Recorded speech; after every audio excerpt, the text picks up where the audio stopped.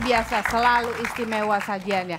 Selamat malam pemirsa, saya Denta Mirakusuma hadir kembali menjumpai Anda didampingi dua rekan saya, kami Dia Radisti dan Tara Detwars dalam 3 in 1. Gali informasi, jadikan inspirasi. Oh, selamat malam juga buat teman-teman saya yang sudah ada di Kompas TV nih. Malam hari ini udah siap mendengarkan inspirasi dari tamu kita. Siapa Apalagi tamu kita? yang namanya 3 in 1 itu akan selalu spesial setiap episodenya ya. Dan malam hari ini kita akan menghadirkan 2 pendekar anti korupsi. Wow, 2 pendekar. Bawa pedang nggak? Enggak kali ini. Siapa itu kira-kira? Yang pastinya juga nih 2 tokoh ini nih memikul beban yang sangat berat dari masyarakat. Langsung kita panggil? Silakan Langsung Tara. Bapak Abraham Samad. Ya, Ketua Komisi Pemberantasan Korupsi. Selamat malam Bapak.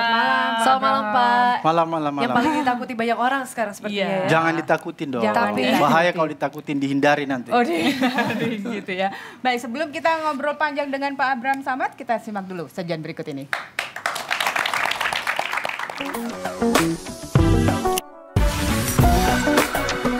Siapa sangka pengacara muda dan aktivis anti korupsi asal Makassar ini justru terpilih sebagai pimpinan KPK.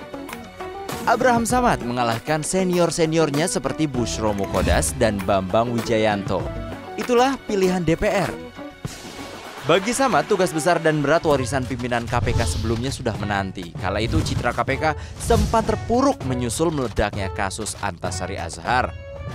Abraham Samad membuktikan ia dan pimpinan KPK lainnya berhasil mengungkap kasus korupsi kelas kakap seperti skandal simulator SIM, skandal Wisma Atlet, korupsi impor sapi, dan proyek Hambalang.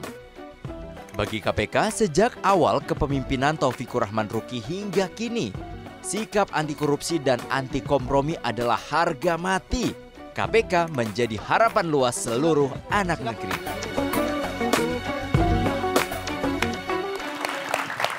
Iya, kayaknya nggak enaknya dipanggil Bapak, Kenapa gitu?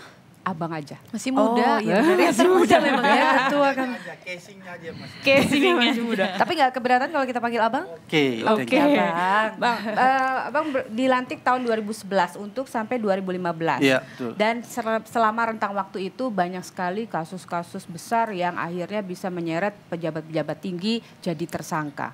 Itu sebuah prestasi tentunya. Nah, kalau Abang sendiri memimpin KPK itu berkah atau justru malah jadi beban? Tentunya berkah ya. Berkah. Karena kami berlima sudah berkomitmen pada pemberantasan korupsi. Oleh karena itu kita menganggap bahwa tugas atau amanah yang kita diberikan itu sebagai ladang amal. Ladang ibadah.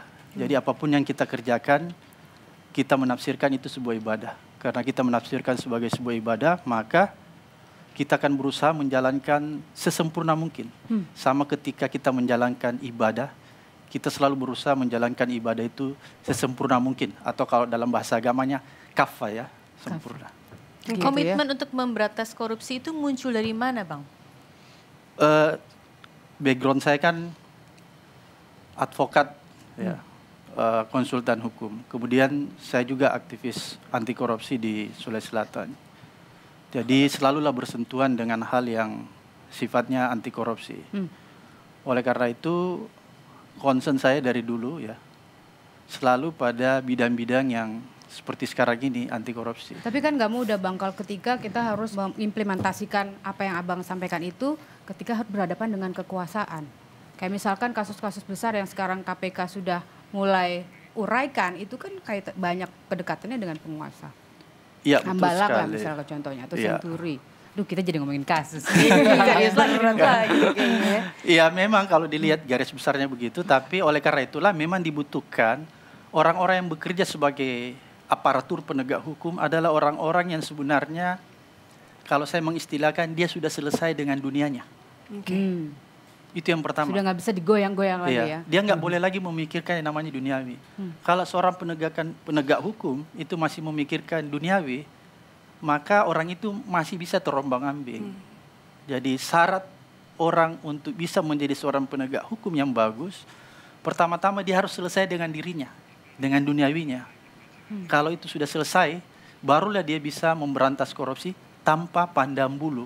Kalau dia belum selesai dengan dirinya, belum selesai dengan dunianya, dia akan melakukan pemberantasan korupsi, tapi dengan cara pilih kasih. Ada embel-embelnya pastinya. gitu. Tapi sering nggak mendapat intervensi ketika sedang menyidik satu kasus besar, apalagi ya gitu. Ada intervensi dari pihak-pihak yang terkait juga.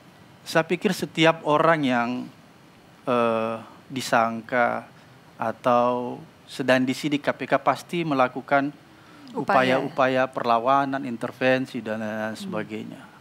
Tapi disitulah dibutuhkan komitmen ya, serta konsistensi kita sebagai penegak hukum untuk melawan intervensi itu. Biasanya intervensinya apa, Pak? Macam-macam ya kalau saya lihat.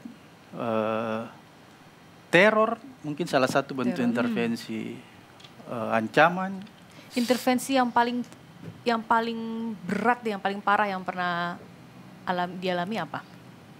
Kalau saya sih, saya yakin bukan cuma saya, pimpinan lain dan seluruh pegawai KPK pasti akan mengalami intervensi, pasti mengalami ancaman, fisik, non-fisik.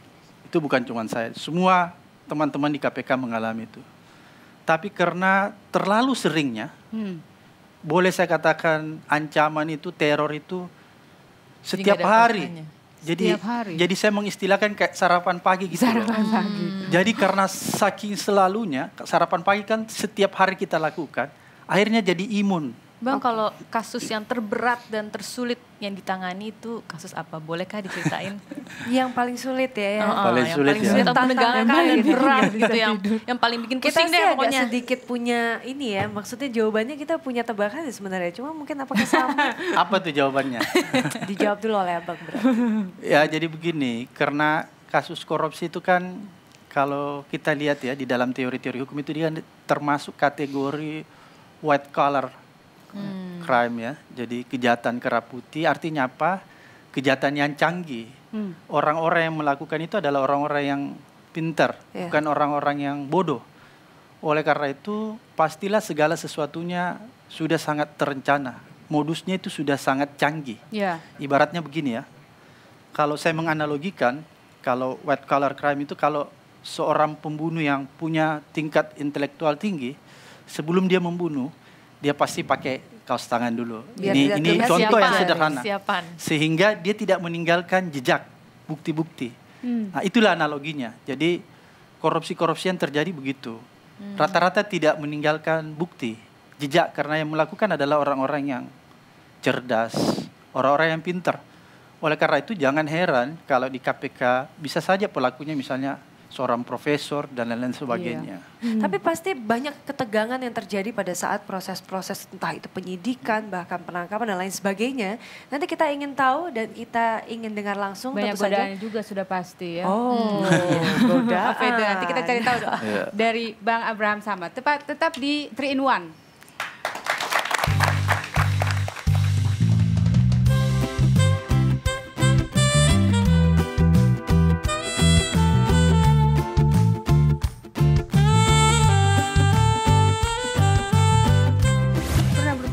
Sering?